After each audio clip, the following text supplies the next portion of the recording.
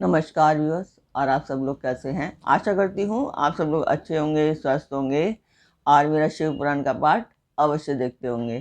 तो आइए सबसे पहले हम जान लें कि हमने कल तक कहाँ तक जाना था। तो कल तक था कि ब्राह्मण दंपति ने कहा था कि देवेश्वर, यदि आप प्रसन्न हैं और जगदम्बा गंगा भी प्रसन्न है तो आप इस तपोवन में निवास कीजिए और समस्त लोगों के लिए सुखदायक हो जाइए। कल तक यहाँ था। इसके आगे पूरी बात जानने के लिए कि ब्राह्मण दंपति ने ऐसा क्यों कहा, जानने के लिए आप मेरा पिछला पार्ट अवश्य देखें। तो इसके साथ मैं बताते चलूँ कि ये शुभ कार्य है, मैं मंदिर के लिए कर रही हूँ और इसमें मैं आप सब लोग का सहयोग चाहती हूँ कि आप सब लोग सब्सक्राइब करें, लाइक करें और शेयर करें, ताकि ये उद्देश्य मेरा पूरा हो पाए और मैं कुछ कर पाऊँ। तो जिस मंदिर का मैं वर्णन कर रही हूँ उस मंदिर की मैं वीडियो डालती हूँ, आप लोग देखें और मुझे बताएं कि आपका मेरा पाठ कैसा लगा।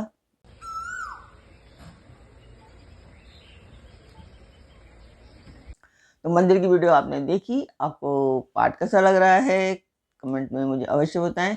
इससे आपकी एक कमेंट से मोटिवेशन मिलती है। तो अब हम चलते हैं आज के पाठ पर। स्वागत करती हूँ मैं आप सभी का अपने इस कार्यक्रम शिव पुराण में, शिव पुराण की कोटि रुद्र संहिता में। तो कोटि रुद्र संहिता में आज आप सुनेंगे ऋषिका पर भगवान शिव की कृपा, एक असुर से उसके धर्म की रक्षा करके उसके आश्रम में नंदिकेश नाम से निवास करना और वर्ष में एक दिन गंगा का भी वहां पर आना।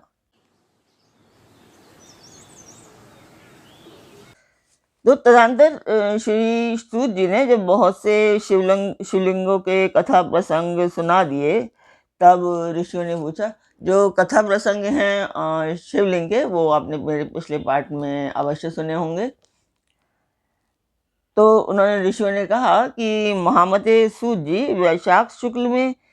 वैशाख शुक्ला की सप्तमी के दिन गंगा जी नर्मदा में कैसे आईं? तो इसका विशेष रूप से वर्णन कीजिए। वहाँ महादेव जी का नाम नंदिकेश्वर कैसे हुआ, इस बात को भी प्रसन्नता पूर्वक बताइए। तो सूत जी कहते हैं कि महर्षियों, एक ब्राह्मणी थी जिसका नाम ऋषिका था। वह किसी ब्राह्मण की पुत्री थी और एक ब्राह्मण को ही विधि पूर्वक ब्याही गई थी। विप्रवरो, यद्यपि वह द्विज पत्नी उत्तम व्रत का पालन करने वाली थी, तथापि अपने पूर्व जन्म के किसी अशुभ कर्म के प्रभाव से बाल्य वैधव्य को प्राप्त हो गई। तब वह ब्राह्मण पत्नी ब्रह्मचर्य व्रत के पालन में तत्पर हो पार्थिव पूजन पूर्वक अत्यंत कठोर तपस्या करने लगी। उस समय अवसर पाकर मूल नाम से प्रसिद्ध एक दुष्ट और बलवान असुर, जो बड़ा मायावी था, कामवान से पीड़ित होकर वहां आया। उस अत्यंत सुंदरी कामिनी को तपस्या करती देख वह असुर उसे नाना प्रकार के लोभ दिखाता हुआ उसके साथ संभोग की याचना करने लगा। मुनीश्वरों, परंतु उत्तम व्रत का पालन करने वाली, शिव के ध्यान में तत्पर रहने वाली वह साध्वी नारी काम भाव से उस पर दृष्टि न डाल सकी। तपस्या में लगी हुई उस ब्राह्मणी ने उस असुर का सम्मान नहीं किया, क्योंकि वह अत्यंत तपोनिष्ठ और शिव ध्यान परायणा थी। उस कृशांगी युवती से तिरस्कृत हो उस दैत्यराज मूढ़ ने उसके ऊपर क्रोध प्रकट किया और फिर अपना विकट रूप उसे दिखाया। उसके बाद उस दुष्ट आत्मा ने भयदायक दुर्वचन कहा और उस ब्राह्मण पत्नी को बारंबार त्रास देना आरंभ किया। उस समय वह उसके भय से थर्रा उठी और अनेक बार स्नेहपूर्वक शिव शिव पुकारने लगी। उस तनवंगी द्विज पत्नी ने भगवान शिव का पूर्णतः आश्रय ले रखा था। शिव का नाम जपने वाली वह नारी अत्यंत विफल हो अपने धर्म की रक्षा के लिए भगवान शंभु की शरण में गई। तब शरणागत की रक्षा, सदाचार की प्रतिष्ठा तथा उस ब्राह्मणी को आनंद प्रदान करने के लिए भगवान शिव वहां प्रकट हो गए। भक्तवत्सल परमेश्वर शंकर ने उस काम विवल दैत्यराज मूढ़ को तत्काल भस्म कर दिया और ब्राह्मणी की ओर कृपा दृष्टि से देखकर भक्त की रक्षा के लिए दत्तचित्त हो कहा, वर मांगो। महेश्वर का ये वचन सुनकर वह साध्वी ब्राह्मण पत्नी ने उनके उस आनंदजनक मंगलमय स्वरूप का दर्शन किया।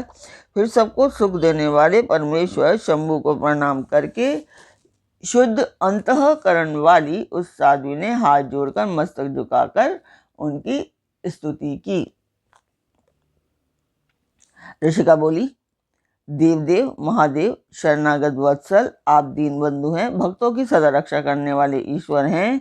आपने मूर नामक असुर से मेरी धर्म की रक्षा की है, क्योंकि आपके द्वारा यह दुष्ट असुर मारा गया। ऐसा करके आपने संपूर्ण जगत की रक्षा की है।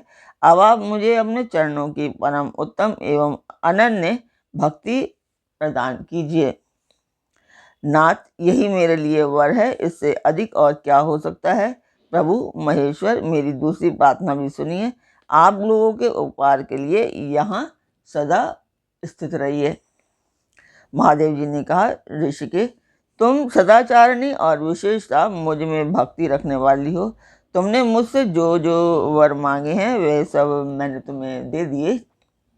ब्राह्मणों, इसी बीच में श्री विष्णु और ब्रह्मा आदि देवता वहाँ भगवान शिव का आविर्भाव हुआ। जान हर्ष से भरे हुए आए और अत्यंत प्रेम पूर्वक शिव को प्रणाम करके उन सबने उनका भली भांति पूजन किया। वे शुद्ध हृदय से हाथ जोड़कर मस्तक झुकाकर उनकी स्तुति भी की।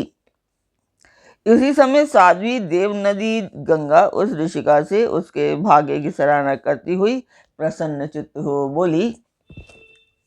गंगा ने कहा, ऋषिके, वैशाख मास में एक दिन यहाँ रहने के लिए मुझे भी तुम्हें वचन देना चाहिए। उस दिन मैं भी इस तीर्थ में निवास करना चाहती हूँ। तो सूत जी कहते हैं कि महर्षियों, गंगा जी की ये बात सुनकर उत्तम व्रत का पालन करने वाली सती साध्वी ऋषिका ने लोकहित के लिए प्रसन्नता पूर्वक कहा, बहुत अच्छा, ऐसा हो। भगवान शिव ऋषिका को आनंद प्रदान करने के लिए अत्यंत प्रसन्न हो उस पार्थिव लिंग में अपने पूर्ण अंश से विलीन हो गए। यह देख सब देवता आनंद हो शिव तथा ऋषिका की प्रशंसा करने लगे और अपने अपने धाम को चले गए। उस दिन से नर्मदा का वह तीर्थ ऐसा उत्तम और पावन हो गया तथा संपूर्ण पापों का नाश करने वाले शिव वहाँ नंदिकेश के नाम से विख्यात हुए। गंगा भी प्रतिवर्ष वैशाख मास की सप्तमी के दिन शिव की इच्छा से अपने उस पाप को धोने के लिए वहाँ जाती हैं और जो मनुष्य से वे ग्रहण किया करती हैं। तो आज का पाठ मैं यही पूर्ण करूँगी। कल फिर मिलेंगे इसके आगे क्या होता है। तो कल फिर मिलते हैं एक नए पाठ में, एक नई उमंग, एक नई तरंग के साथ। तब तक के लिए आज्ञा दीजिए। ओम नमः शिवाय। जय माता दी।